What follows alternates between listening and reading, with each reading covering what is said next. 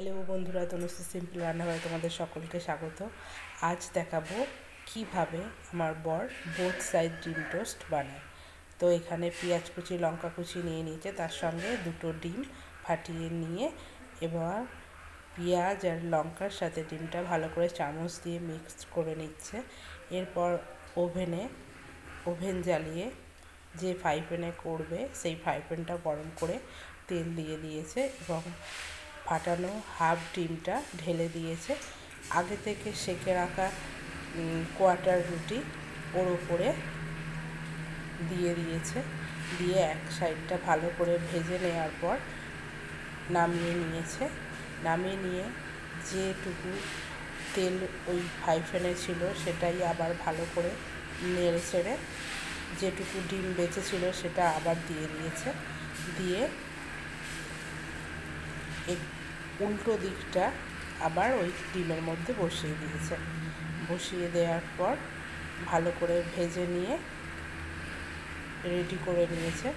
এরপর ডিম টোস্টটাকে piece piece করে কেটে নিচ্ছে। দেখুন বন্ধুরা,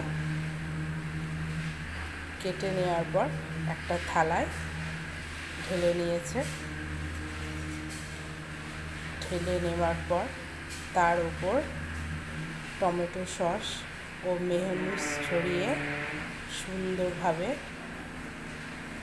তার সঙ্গে স্যালাডের জন্য শসা, তোমরা চাইলে পেঁয়াজও নিতে পারো, আমরা শুধু শসাই নিয়েছি।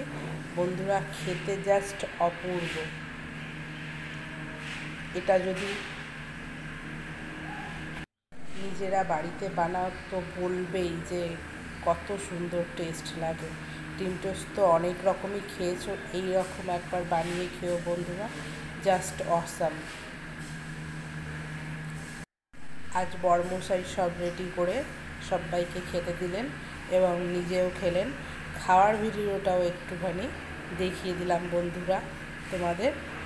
দেখুন আমার বরমশাই কেমন খাচ্ছে ডিম টোস্টটা, নিজের হাতে বানিয়ে নিজেই বলছে কেমন হয়েছে। রিভিউটা ওনার থেকেই নিয়ে নাও তোমরা। টাটা।